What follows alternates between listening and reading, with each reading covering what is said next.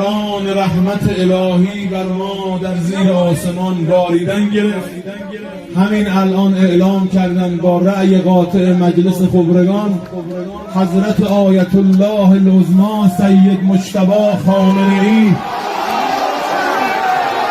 رهبر عزیز ما، ولی فقیه ما، الله اکبر،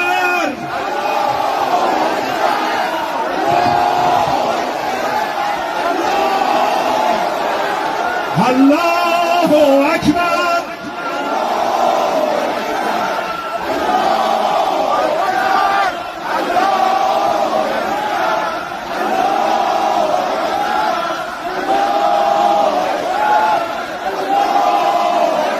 الله اکبر. خامنه‌ای رهبر.